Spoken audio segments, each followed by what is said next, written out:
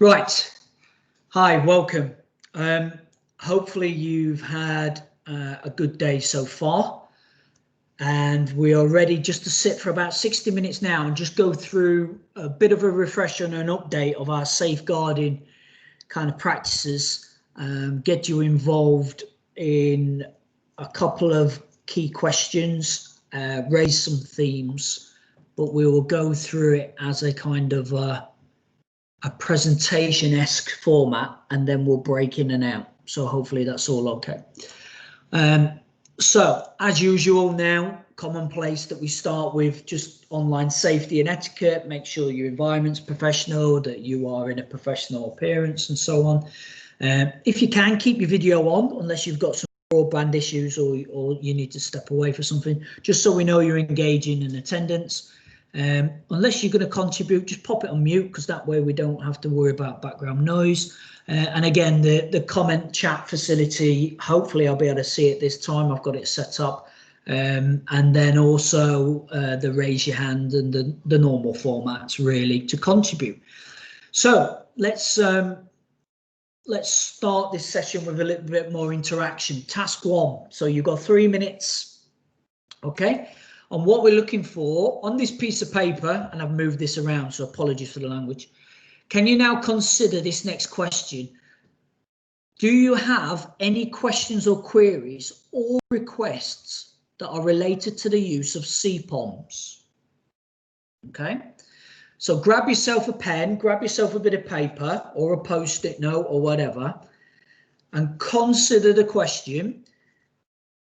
Have you got any queries, anything you want to ask, any requests around the use of CPOMs?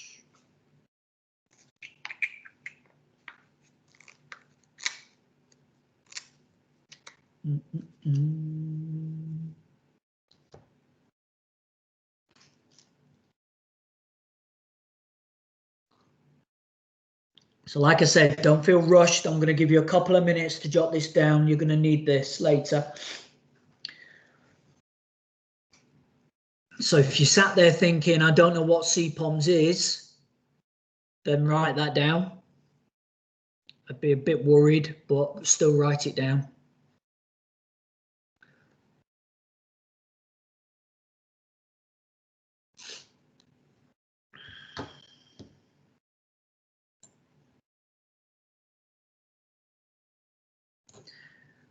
This is not a loaded question in any way, shape or form. Okay, so do you have any questions, queries or requests that are related to the use of CPOMs?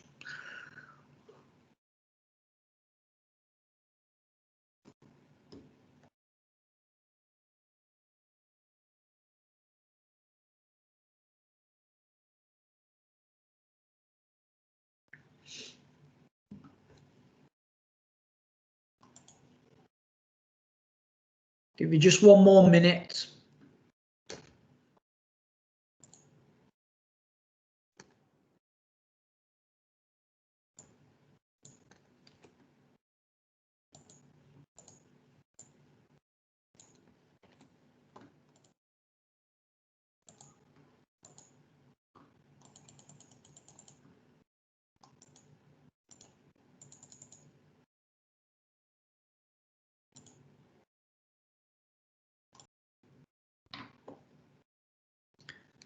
Okay, we all happy with that? Yeah, so hopefully you've got a couple of things jotted down, one thing, 10 things, whatever it is, around questions of CPOMs. Brilliant. Okay, so same piece of paper then, on the back or at the bottom or wherever it is that you've written. Okay, consider the next question. All right, so within your role at SSG, what are your concerns, your current concerns regarding safeguarding and prevent? Okay, so slightly broader question now. So you've had one specific to CPOMs, and now broader within your role at SSG Edge and Training. What are your concerns regarding safeguarding and prevent? So a few more minutes as well. Take your time, go through it, consider it.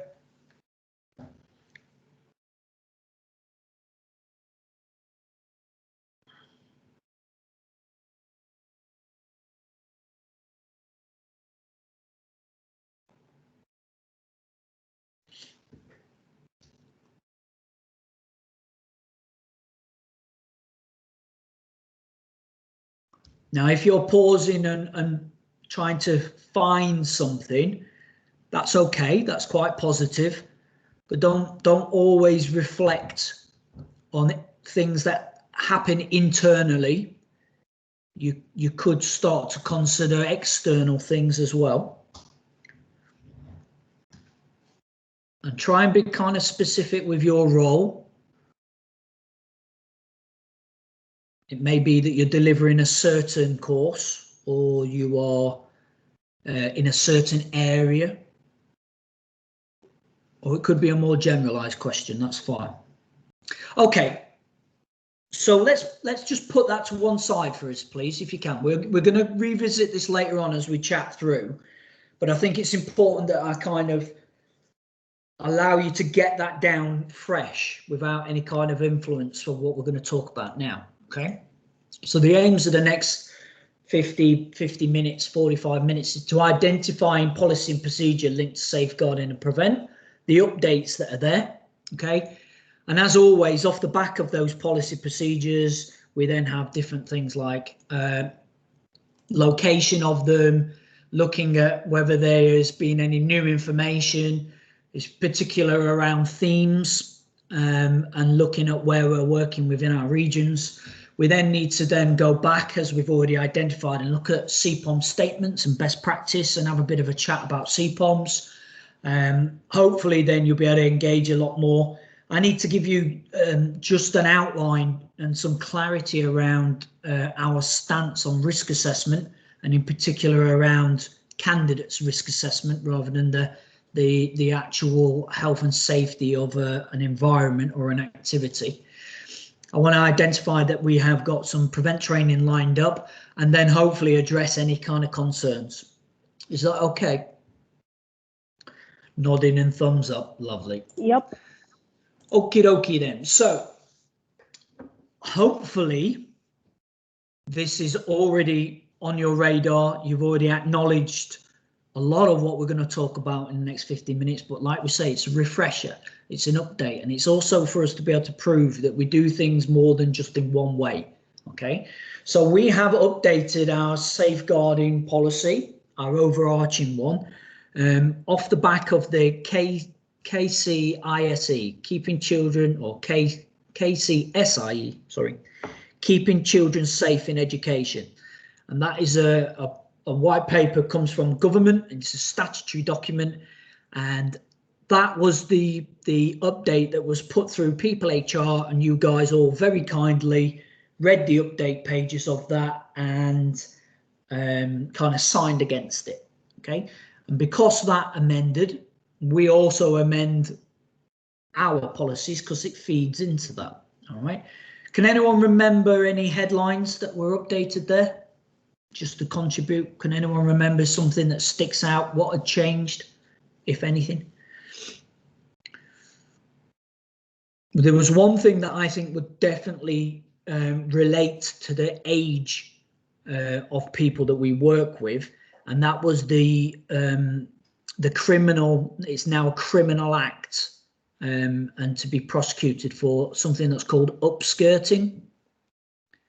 So that is basically taking photos or images or video of somebody without their permission, without them knowing, and it's trying to source underneath clothing. So the go-to would be underneath a skirt and for genitalia and etc.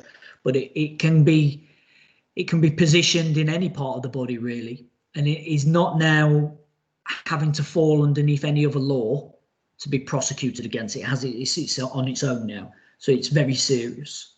So no longer is it a joke or a misunderstanding or whatever. It's a purposeful act, and that needs to be reported in as such, and then we would hand that over to the police. Okay.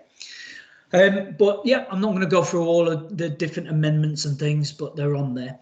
The next one off the back of that is that we've gone through and we've increased and updated our process for reporting. So that can be located on our Padlet, which is a safeguarding centralized Padlet, and it should have also been sent out to you as well. The key changes are to do with time frames. So making sure that we are opening a case and within a set working day, if not 24 hours, reporting that into all stakeholders. And it's really important now, as we are working with certain individuals, that we are letting our funders know, local authorities know, even parents, carers in some situations, if they're under the age of 18 or vulnerable under 24. So that can be found, again, lots of different places. On the Padlet is always the go-to, and it is good if you've not already got that familiarised, have that, because that is your go-to. What do I do now, or what do I do if? Okay, and that guides you through, and it'll also give you a bit of an insight into what your DSL, your designated safeguard lead, what they're going to then follow up on if it is a bit more of a serious case. Okay. I put on here already, this PowerPoint is up on the Padlet for the CPD, so you've got access, and again the recording will be up there, so you're able to follow the link directly to the Padlet if needed. And I'm really happy that we picked this up about, I think it was about 3 years ago now we started this, because it has grown in kind of depth, and we've started to be able to categorize it now into different regions. So if you come across a resource or piece of information that you think others would be able to take advantage of, then please drop it in there, and it is then approved and we're able to work forward and grow. So these Padlets are becoming our online notice boards, but also libraries of information as well, which should be able to help you down in Hertford as it does up in Milton Keynes and Bedford. Okay, any questions around that? No, I didn't think it would be really, because this is a refresher. That's good. So regional themes, please point, especially on this slide, join in the discussion, ask the questions, and let's go through it as we talk. Okay. 2021, we are talking about within our region, so in particular Bedfordshire, Central Bedfordshire, Luton and Hertfordshire.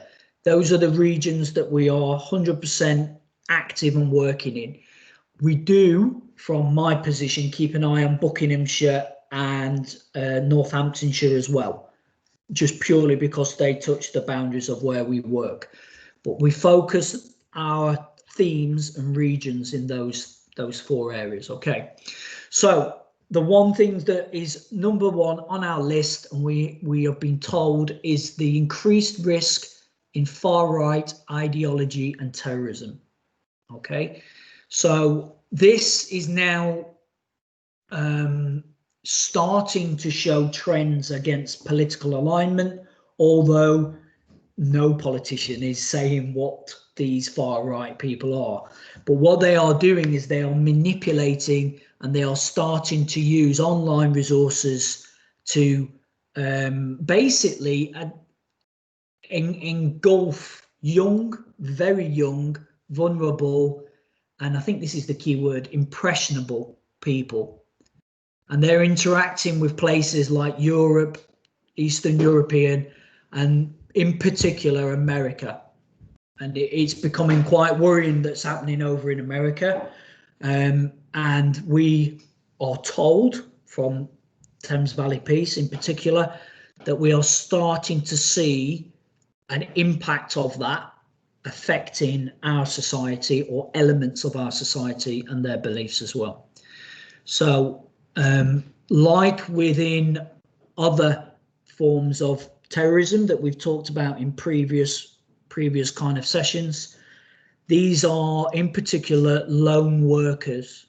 Okay, these are lone attackers who are accessing information and accessing idealistic information from online, from the dark web, or even now quite public sites, which is basically inciting violence and inciting, justifying a violent act being okay. Okay. So moving forward, the next one, which is always quite hard to kind of accept and say out loud, but especially within Bedfordshire and Luton, Central Beds, child sexual exploitation is very high, and it is something that we need to be aware of as well. The grooming is increasingly happening online, and the pandemic and lockdowns, the increase in technology and the society's view of technology and access to technology like phones is just making it more commonplace now. They are spending, these vulnerable people, are spending much more time on faceless kind of technologies, but interacting in a social manner. Okay. So we are finding now that it is leading to vulnerable people being manipulated and used for whatever gain.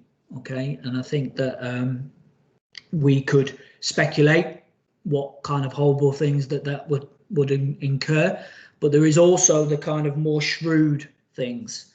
So people of a younger age, especially around our 16 to 18-year-old age, being manipulated, and them feeling in control when actually they are as far from that as possible. They're in so much danger, but the way that they are being manipulated, they actually are compliant with some of this stuff, and they feel that they are in an environment that they choose to be in, but they're not seeing the bigger picture, and they're not actually seeing the true kind of danger that they're in.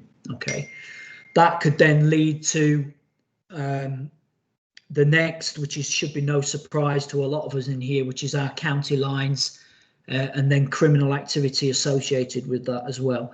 In particular, the associated drug trades that are happening and pass through our counties, and has been present in a lot of our media quite recently. Over the last several weeks, there's been some high profile targeted disruption of county lines within Luton, in particular Bedford, and then much wider afield into Northamptonshire, Cambridgeshire.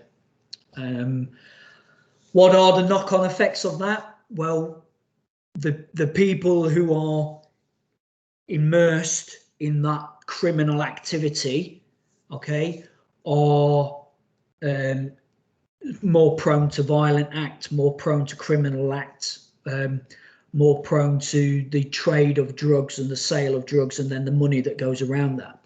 With county lines, as a refresher, what they want, these people want their business, their illegal business, to continue to run efficiently and under the radar. So they do not want a stereotypical person carrying their drugs on a train to a different county. They want somebody who is going to go under the radar and not get stopped. And that person may well be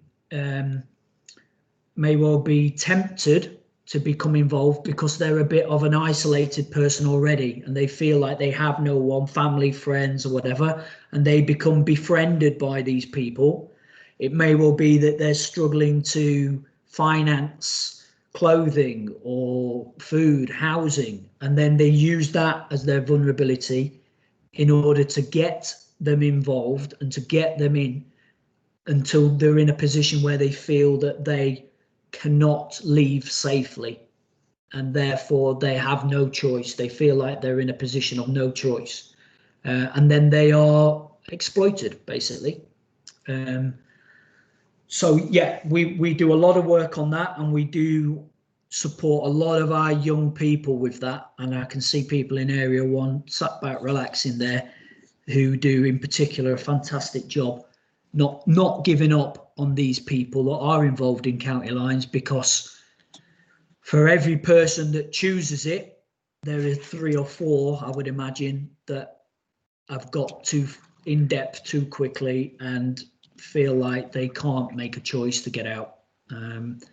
So yeah, we're there to help those people, and we're also there to prevent people getting involved with it in the first place. This penultimate one is Islamist extremism. So again, we're looking at the fact that lone attacks are happening, albeit less, but they are happening still against the extremist ideas of ISIL and other kind of organizations like that. So very, very recently, with the incident in Paris,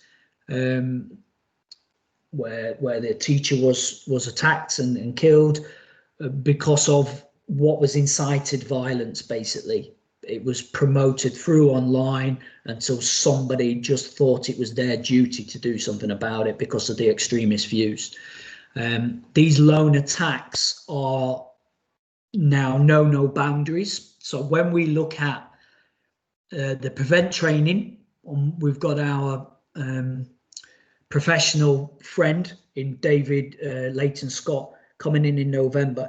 He will obviously talk more eloquently and more accurately around the fact that people that are committing new horrific crimes in New Zealand are referencing incidents that happened in Rotherham, England, and that is now how this is kind of portrayed into this internet, basically, and how the online kind of extremist views are much more easy to get at now, and are much harder to police, and therefore things such as local British nationals becoming influenced by an international agenda of extremism is happening much more.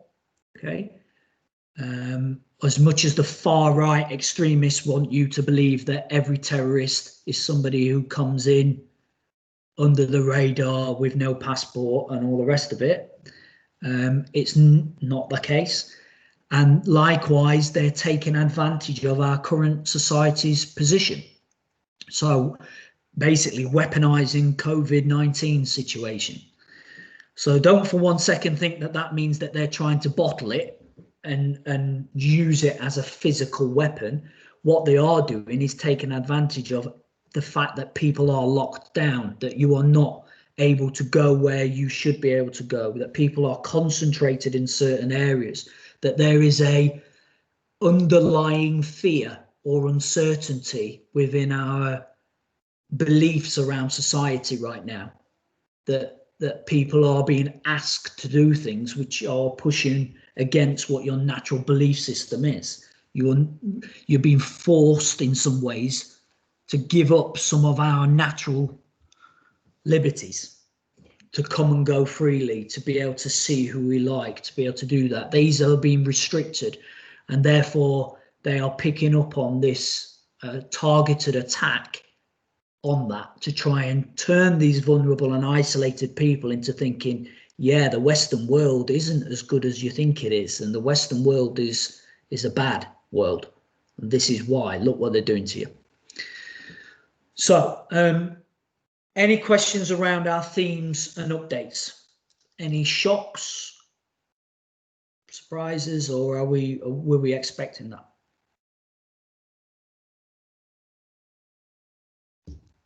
Okay, that's fine. Silence is good for me. Moving on then, onto CPOMS. So CPOMS is our online, basically, communication system. So it's our filing and reporting system for safeguarding, which we have also now expanded it into our health and safety and pastoral as well. So we've started to, myself, Emma Graham, Charlie and Lisa in particular, are starting to look at it to try and track behavior as well, serious behavior, as well as maybe first aid and health incidents, well-being we all know about, and you've been using it fantastically, and then ultimately safeguarding, because we believe and we know as professionals that there is two different types of safeguarding case. There is one that just pops up out of nowhere and it happens because of an extrinsic factor. And then there is something that pops up and then we can see it almost building up and building up and building up. And it's our job to try and minimize the impact of the first one, okay, by being there to support as quick as we can, as knowledgeable as we can, and directing them. And then for the second type is to intervene and to try and prevent it from getting to a point of it being a safeguarding case and to minimize that effect. So with CPOMs, what we want you to do, these are some to-dos for you, if you can. I want you to familiarize yourself with the process of adding and reviewing incidents and actions. So yes, you've done the training. Yes, you've been on there and seen it. You may have even gone on there and typed and actually added some. So Jeremy, your face is right in front of me, and I've read several of your reports coming through, and I know that you're using that really well, okay? But I don't want anybody to think that this is something that you only use at that emergency point. I want people to familiarize yourself, go in there, know what buttons they are, almost write, if needs be, write an incident up and then don't save it, just delete it, okay? That isn't a wasted 5-10 minutes of your time, because the more you use a system like this, the more efficient you're going to be. Also, you're not going to miss any kind of areas. So safeguarding incident report form, our SIRIF form, and Beverly, you're the first face I can see who is a new to us. This, we used to do that paper-based and everything used to come in, just like you would do a first aid incident, okay? And the key to filling that form was you never left a box blank. It was prescriptive and you filled it in, okay? Well, we need to remember that same rule with CPOMs, okay? So if you are dealing with something right then and there and you're just typing, okay, it's an emergency, that's the situation. But there is the information that we have to have as DSLs: full name, date of birth, contact details, address, okay? If you can't get that, I'm worried, okay? As tutors, if you can't get access to that, then I would be worried, because then it's going to be just as hard, or we're only going to follow the same procedure that you would to find that information, i.e. phone up business support, have you got something logged on their enrolment forms, okay? But you, as you dig into this information, you'll be able to find a lot more that could be very useful to us. So are they connected with other people? Have they got documentation that you can scan and put on there? And it is as click of a button type of system to use. If you are, for example, in the Bedford Centre, and I know Danny deals a lot with people literally face-to-face, pen in hand. If you are still filling in these SIR forms, that's fine. Upload it onto CPOMs. Literally scan it or take a clear photo of that and upload it on there, so we've got that evidence. If somebody is communicating with you guys through email, upload that. Make a little note, received this today, see email. At the very worst, copy and paste it and put it in there. We want to see this trail of information coming through, okay? Making sure that you revisit every incident. So just like any written document that contains facts, as well as your perceived view of that fact, you sometimes write something, and then when you go back and proofread or reread, you end up asking yourself another question off the back of that information. Or you think, oh, I didn't really mean it to sound or read that way. If that's the case, Imagine what the DSL is doing, or someone like me when I'm reporting to a funder. It then means we have to go all the way back around the cycle and then get in touch with you and contact you in order for that to be clarity. So although it's not happening a lot, I just want to re-emphasize that when you are typing up, pause, reread it. If you click send, that's fine. Read it the next day, because you can go in and add an action to that incident. Okay, and say, further to the above note, I would like to acknowledge that this person was also in the environment, or they also said this to me on this text message. Please see this screenshot. Okay. Another one, which I think the more that we grow with this system, we're going to have to, or I'm going to have to do some cleansing of it, I think, because we have a lot of categories in order for us to be able to just click and choose. But if we don't click the right ones accurately, or we don't include the right people to that, the information kind of becomes muddled or stops where it is. So for example, if it's a well-being case and we're just putting on there that Danny didn't seem himself today and has been down for the last few days, tried talking to him, he shrugged his shoulders and walked off, didn't come back. So he left 20 minutes early. I would write that as a well-being case. Okay. I would then write, I'm going to try calling him at 4:30 before I leave work, or whatever it might be. I will update CPOMs tomorrow. You then get to CPOMs tomorrow. Danny didn't answer his phone. He's not turned in today. I'm now concerned. I've escalated this, and you add that. And then all of a sudden you don't have to do any more work. You've already done it. It's there. All you need to do is add an incident. Say you are concerned about non-attendance, possibly put down about my welfare, and then attach, it'd be Bedford, so then attach Emma Graham into that, and she's alerted immediately. Can you see how these categories enable us to start looking at escalating things, and then also making sure that our stakeholders are aware? Okay. Any questions about CPOMs in this particular case? No? Right. So the first task that we looked at asked you to actually write down. Have you got any queries, any questions, any issues, any suggestions, anything at all around CPOMs? So let me just have a look here. Priska, just because you are bottom left. Good afternoon. Yes. Have you got anything that you want to contribute about CPOMs? No, actually. I found that was easy. Yeah, I think it's mostly because my group is adults who want to go on to further education. So I have found traditionally they have very few sort of safeguarding or those sort of related. Yeah, because they're adults that are just motivated for higher education. So no, so I haven't got any. So you think within that environment they are a lower risk? Yeah? Yes, I think definitely more. 95% of my group is low risk. I've only had in the last year maybe one or two. Yeah. Okay. Yeah.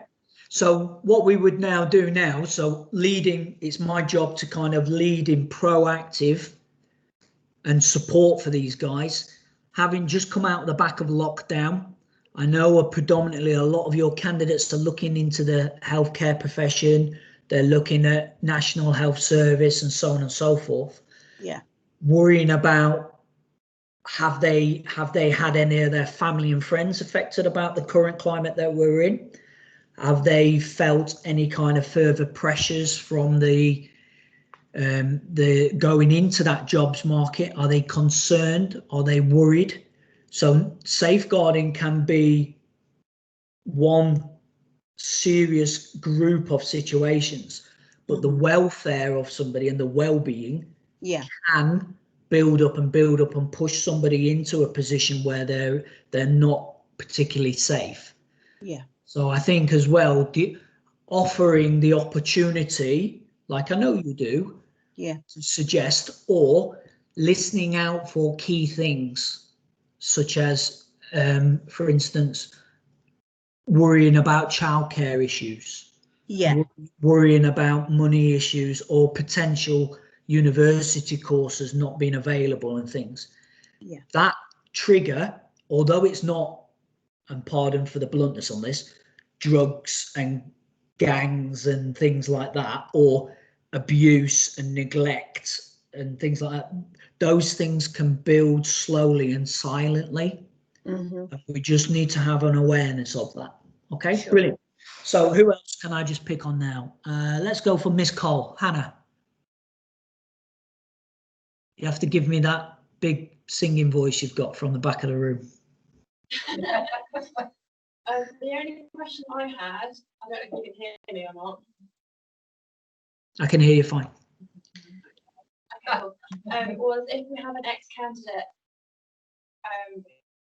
who has maybe got in contact and sort of confirmed, do we then have the platform of raising that with our safeguarding lead or on CPOM?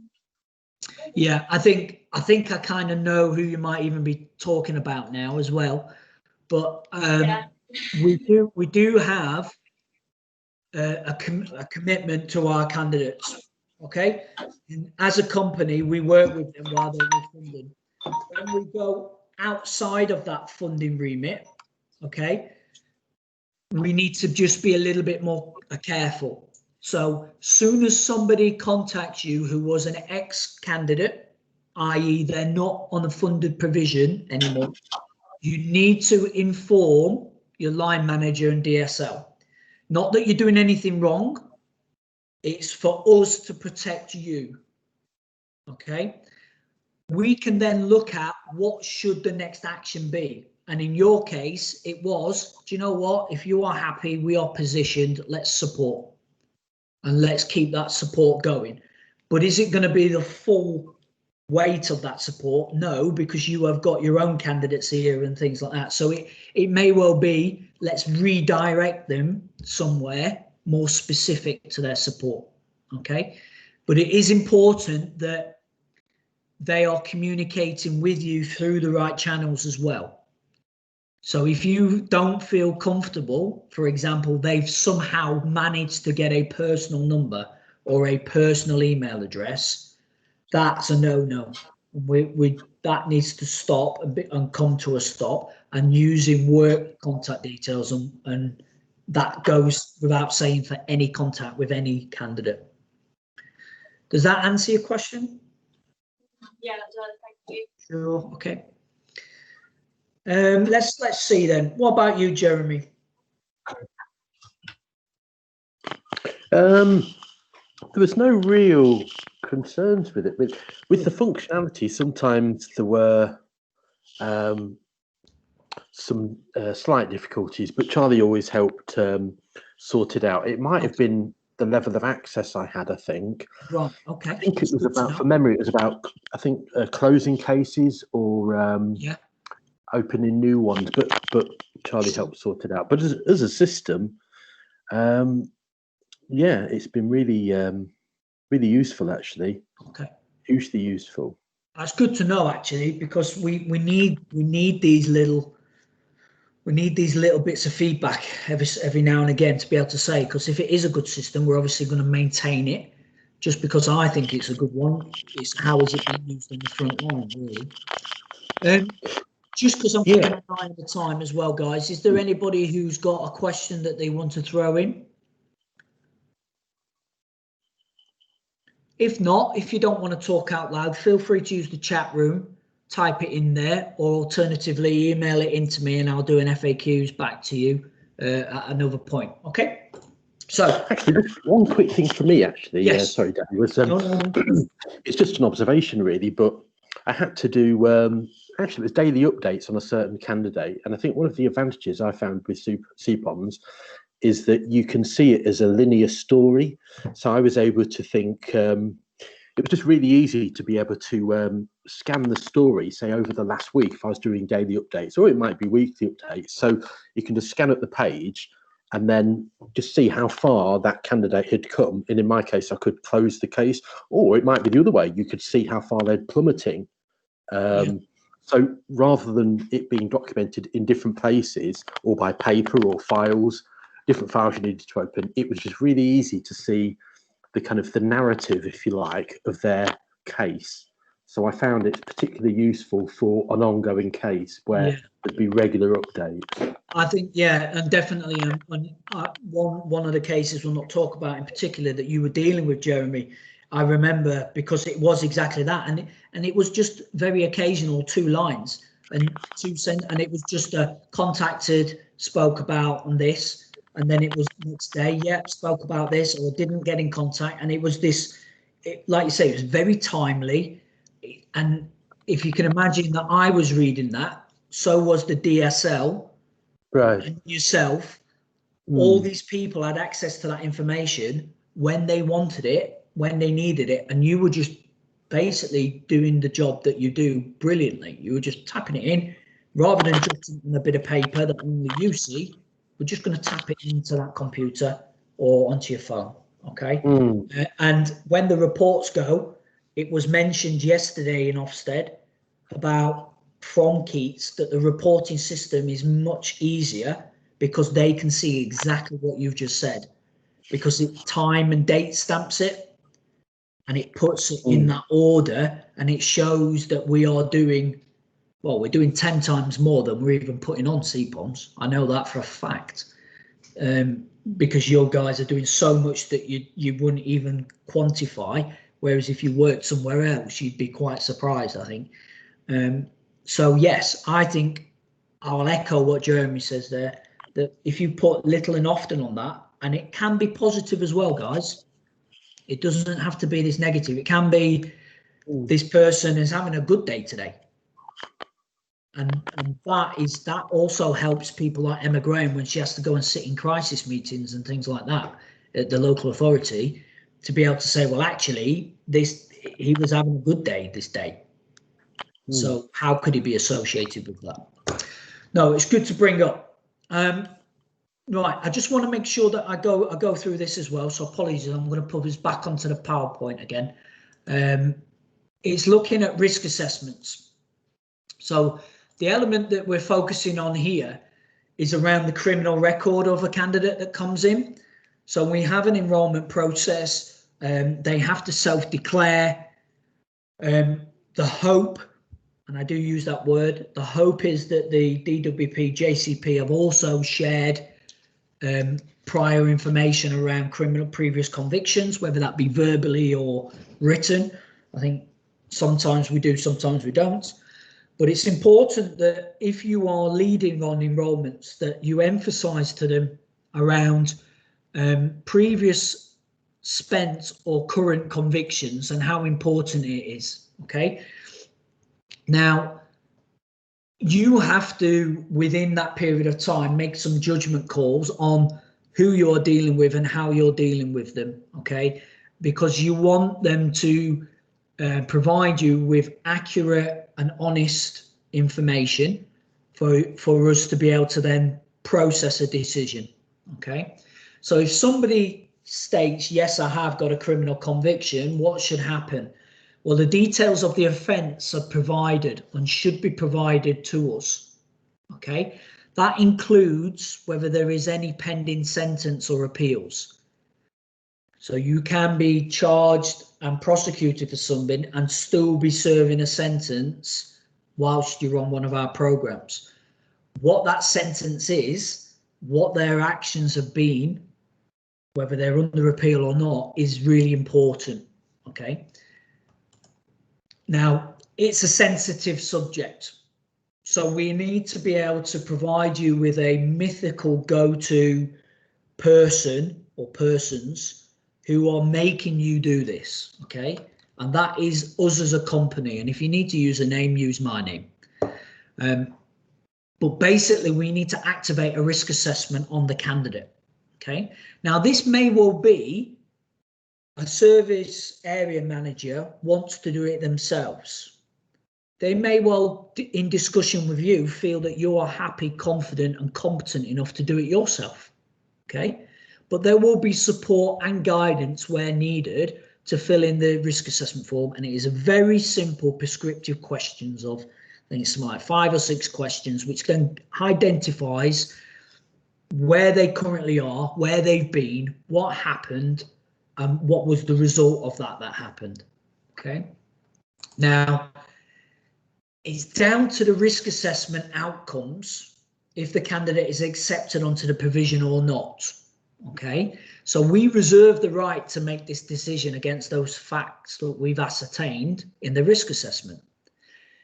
We also reserve the right to retract an offer. All right, so if that circumstance changes, or if information has been withheld or falsified, we reserve the right to be able to say, unfortunately, it's not working. Now, there's a couple of things that I've not written down here that needs to be stated clearly. And that is the company's stance on kind of what prosecutions and what convictions are. Now, as you're aware, either fully or partially, we are only one side of a large company. We run a activity and events company which works extensively with hundreds and hundreds of children weekly, whether that be in schools, whether that be residentials, outdoor ed, birthday parties, or even swimmers for 16 weeks to kind of 11, 12-year-olds. Because of that, we have this kind of rule and stance that any conviction that has involved and included children, okay, we are in a position where we cannot support that person directly. So I'm trying to choose my words carefully here, because we have had 2 cases, I think it is, come through, 3 cases in the last 5, 6, 7 weeks or so, where for one reason or another, one person has been on a course and done really well, but because of their previous convictions, we've looked into it, and the restrictions that have been placed on them about using online systems and about accessing the internet and so on, we were setting them up for fail. But what Lisa did was worked in her time, very busy time, to support that candidate into seeing why, but then also to progress them and to make sure that they weren't disadvantaged from what they'd already previously done. And I believe, Lisa, that person actually got their part of their qualification, or the first part of their course qualification. Yeah. Which then is going to push on and move forward. Okay. When people don't disclose information, it's very hard to then support them afterwards. So if somebody thinks they're never going to take me on this course because I've done this and I've been convicted, if they decide not to tell us and we find out later, not only is it the incident that around children that we won't support, it's the why have you then withheld that?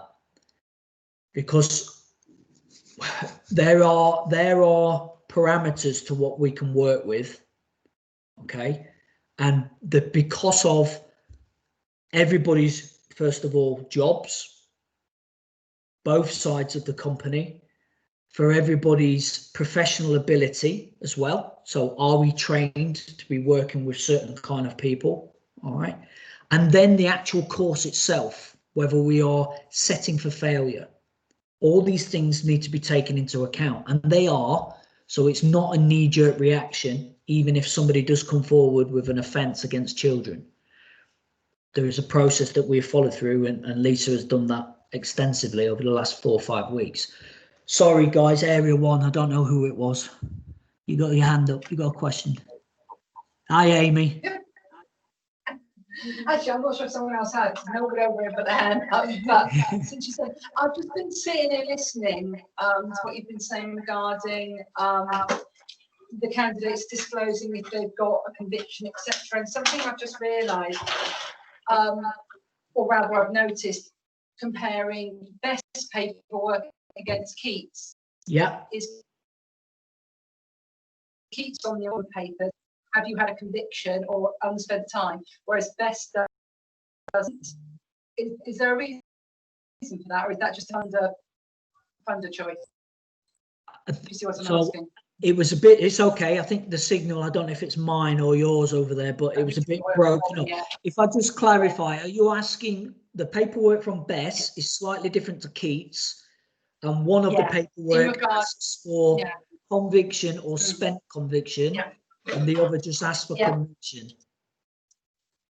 No, I've just come closer. Asks straight up, have you had any convictions? Bess doesn't ask at all for any time or convictions. I just wondered if there was a reason for that. They don't ask at all. So the honest answer is I don't know. Bess, it doesn't always give us the opportunity. Yeah, the answer, because I'm not operationally, I don't know. I don't know how much the Sams or Lise might know about that, but it's something that what I'll do is I'll take this back and I'll have a chat to Chelsea and Lisa, and we'll have a look at why, because I know Lisa's done a big piece of work around this at the minute and having gone through the process a few times.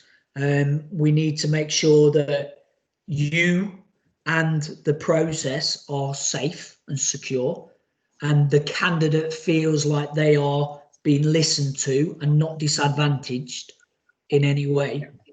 Because Lisa will clarify, we have worked with some quite serious offenders that have spent their time, that have done their time, that have moved forward, and because they've done X, Y, and Z beforehand, we've been then able to engage and interact with them.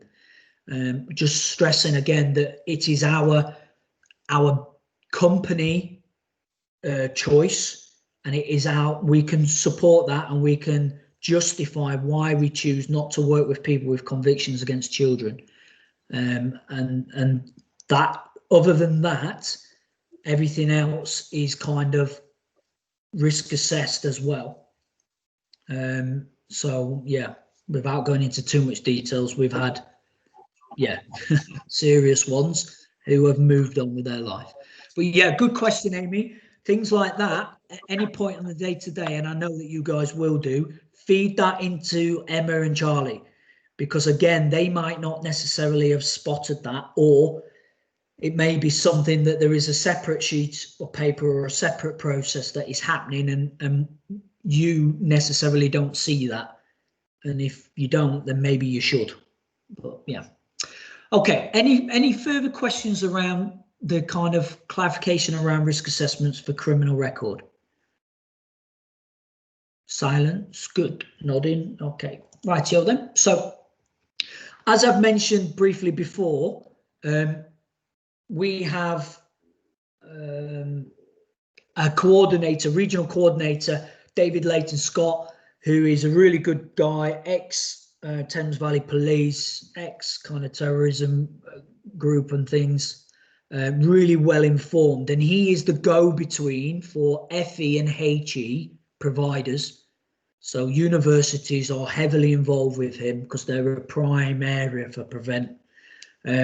With large colleges and ourselves as small independent providers. And he's the go-between that and the police and the agencies that look after that. And he feeds in the regional stuff, and he gives us the heads up and also helps us out with some training every now and again, which is fantastic. So he's going to be coming in on one of your Friday sessions in November on the 20th. And his remit around that is to go into a little bit more detail around those prevent themes, especially for the region. What I would suggest is between now and then, anything that crops into your head, just squiggle it down on a bit of paper, because he is the person that if you're going to ask a question, he will give you an answer there and then. And he's a really good guy for that. Fantastic. The other thing is as well that he's likely to share information that we don't share with others. So sometimes we'll put something on an email to you guys and say, look, you can see this, but please don't share it with your candidates, or please don't share it with anybody outside of SSG.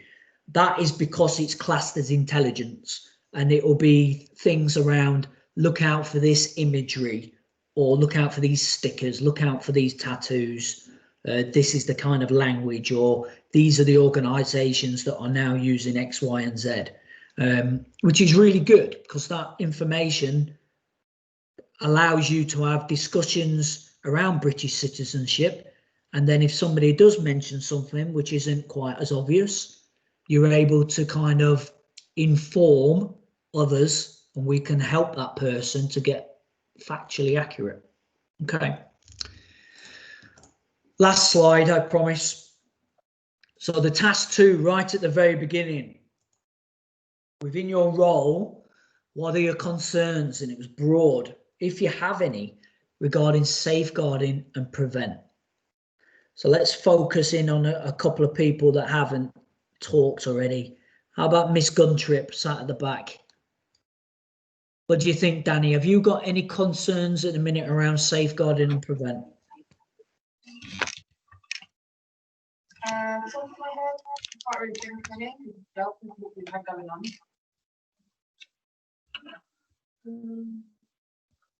No? No. Okay, that's fine. Not on the top of my head, because what we've had going on, we've dealt with it. Yeah, and I think that it's right in saying that a lot of our 16 to 18s, specifically in the Bedford Centre, are fine, are great young people, are dealing with what they're dealing with and actually trying to get their head around moving forward with their education and coming out of lockdown. We have 1 or 2 people in and around there that are entrenched in behavioural issues, which are then blurring the lines between their behaviour is demonstrating that they're not safe, and their outside influences are making them very vulnerable. And that's where safeguarding is important, to talk about these things with your colleagues, because just because they act that way and they're doing those kind of things doesn't mean that when they leave this little pond that they are safe in the big sea. And it's our job to kind of recognise that, which you're all doing a fantastic job at. So that's good. Rather than targeting, then I'll open it up and then we can move forward. Is there any questions? I've got a point actually about the safeguarding. So it's not. It's something that could become a concern. It's something that's crossed my mind sometimes. It's just an observation, really. So because of the nature of what we do, we'll speak to people every day, or when we're in the classroom, we'll teach them every day, and we'll get to know them quite well. And it's about establishing a trust and rapport is obviously something that's really important. Yeah. So sometimes when there is a bit of a safeguarding case going on, I've just noticed a little bit that when I've tried to signpost them to sources of further help, sometimes they can be a little bit suspicious is not the right word, and reluctant is not the right word, but I sense they almost think sometimes they either might not be taken seriously, or it's because it's almost being signposted to an authority, as it were, whether it's a GP or whether it's some other service. They sometimes think they're reluctant to start from scratch of building up that trust, or they might have tried that. Often they have mentioned it to the GP, they've not been referred, or they've been kind of fobbed off a bit, or they've not been helped. And I get the impression sometimes that they have been on the edge of falling through the system a bit, but because of our programs, and because they might feel safe in the class, they'll trust us as tutors, or sometimes other people in the class, but they're a little bit vulnerable actually to signpost, even though I'll say, try it. Or in some cases, I've made sure they have spoke to the GP or the or someone that the GP's referred them to, because I've gone on calls actually when there's been I can't remember the term, but some sort of social services workers, the candidate, and then me, because the candidate's been scared about going on the call by themselves. So I've they've been listening and I've spelt out the problem and tried to hand it over to them. But they can be quite reluctant sometimes, can't they? Yes, they can, and We have there's to be nothing careful we don't worse. rely on us Yeah. too much. Yeah. Having that coin that we would call experience, there's two sides to it. And if you have had good experiences, then everything is fantastic. And if you have had bad experiences, then you're very resilient to revisit those places. I think it just sums up the kind of person you are to go above and beyond, Jeremy. And I think that what you need to do with that is exactly what you did in that case. Make sure you talk to Emma, make sure Charlie, Lisa, and your colleagues. Make sure that you are talking to the people in there and you are signposting. But the one thing we can be is consistent, and we can be that support. But what we can't be is the solution, because we are not always going to be accessible by them. And I think that when the moment you realize that relationship is at a point that you're able to say things like that, then that's when you can start ever so slightly changing your terminology into, my job now is to build up your toolbox, to equip you to be able to deal with these things when you can't get a hold of me. And I'm going to help you by going to this person first. And that's where, and then when they don't do it, you revisit it and go, well, that was the opportunity to grab a tool to equip you. Let's see if we can do it through the online version. Yeah. This is going to be a comment that's going to hurt you, Jeremy, and I apologise in advance. We can't help every person. And we'll try. That's why we're here. We will always try, and we'll keep trying, and we'll do everything in our power and our restrictions to do that. But sometimes you can't, we're not positioned just to do that extra bit, which is take their hand and walk them to it. They need to help themselves. Ultimately, they need to be educated or equipped to help themselves, don't they? But if we have this evidence, like we are evidencing, you've got a lady in this meeting with us right now, in Lisa Nixon, who has the ears of some senior people in the southeast and south of the country, who are talking about what is needed by certain cohorts of people. What do they actually need rather than what are they told they need? So if we are picking up on this, not just a mental health issue, which is common across the whole of the world right now, but if we're picking up in a specific region, a specific kind of support that is needed in there, then there may well be pockets of healthcare money that we can access and move forward with. Or likelihood is there isn't, and therefore we can tailor educational money and make it sync with the job centre and move forward. What you need to do as well, Jeremy, is what everybody feels more safe doing face-to-face than online in a group, is talk. Okay, you don't keep things like that to yourself, that if you feel that this person is not being helped and you're signposting, you need to talk to Charlie, you need to talk to Emma, and let us kind of support you to then support the candidate. All right. Cool. Yeah. Beverly, I know you were waving at me earlier. Sorry. Yeah. Then I faded. I kind of do, but it's a bit of a weird situation. Basically, you said about safety and people, contacting you. As tutors, we use our own personal phones. Right. Okay. And every candidate, some of them are very good, some of them are undesirable sometimes that we speak to in certain situations, and it just makes you think our safety is at risk sometimes from using our personal phone. Okay. Right, so that'll be something that we then look at, about what you're actually using that for. How is it being used? I know there'll be a system in place behind it around withholding numbers and things like that, but that'll be, I've written it down now. That is something that I can look at and try and ascertain to what purpose is it being actually used for, and then are we able to kind of replace that element with something else. So whether it be the online version, a dial in, the email, a more secure version of WhatsApp, whatever that may well look like. Because what we want to do is to try and equip you as best as we can.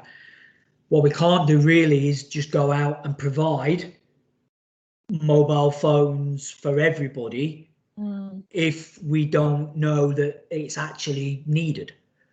But this rings a bell, and I'm trying to talk, but I know I'm being recorded. So with Lisa in the room, if me and you have a chat, Lisa, just so we're on the same page from different angles, because I know what it was and I know what it used to be and how it is now. I think it may well be that we try and focus switchboarding. Now we've got our business team a bit more settled. There could be some ways that we could review that, definitely. But I think if nothing else, withholding number, only answering to a number that you recognise, because you should have their details. Only replying within work hours is a definite, and at any possible point using a works piece of equipment or address to respond.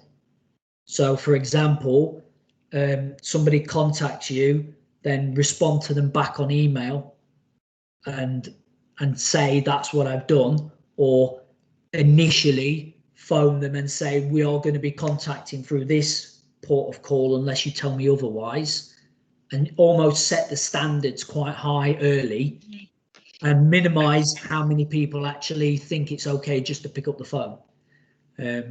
Because you're right, it's okay until something's not okay. Yeah. And we don't want to get to that point, do we?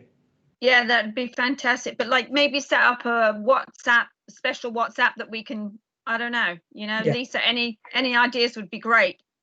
The reason we don't use it anymore with the WhatsApp is not it's not safe, it's not encrypted and secure. So yeah, we did use that, and we did use all these things, but I think it's raised, and it's a great question, and we'll follow through with that. I think moving forward, the easiest way to get communication direct and safely and encrypted is through the use of Google Classroom, and that is that's going to be the push to move forward. It's an easy way to speak to individuals and also the group as a whole. So Google Classroom is something that we will be pushing forward. We are aware that we went through a significant amount of change at the minute. There's policies in place around withholding numbers and things like that, but we also know that it's not ideal, but it was more of a this is what we need to do to make sure we can offer the services that are needed. So yes, Google Classroom is the way forward. At the minute, WhatsApp, as we said, is a little bit difficult, but yeah, that's kind of the platform that we will be using, because that can be accessed through mobile phones. Obviously, we know that there's going to be some people that don't have access to ICT, and then we would revert to the policy of withheld numbers. Yeah, thank you. No problems, thanks. No worries. Okay, so looking at the time now then, guys, apologies we've run over slightly. Just having a quick flick through about what we've gone through. We've looked and refreshed on the P&Ps and where to find them, but also a bit more information on regional themes that we've got to really focus on and keep our eyes on for the rest of the academic year. The comments and the discussion around CPOMs was really good, making sure that we revisit the PowerPoint if you're not quite sure about what angles we want you to go on and what tips we've given you. But then also the risk assessment against criminal records, and remembering that with all this that we've talked about today, the common theme for it all has been about accessing information, be it policy procedure and then or peers, colleagues either side, and line management. And I think that don't ever feel that it is a personal decision. If you sit there now thinking at any point that you are making a personal judgment, you need to stop and look at contacting somebody and talking or reading a policy and procedure, because that is professional, not personal. Okay. Excellent. Right. Well, thank you very much then, guys. Appreciate seeing you all today.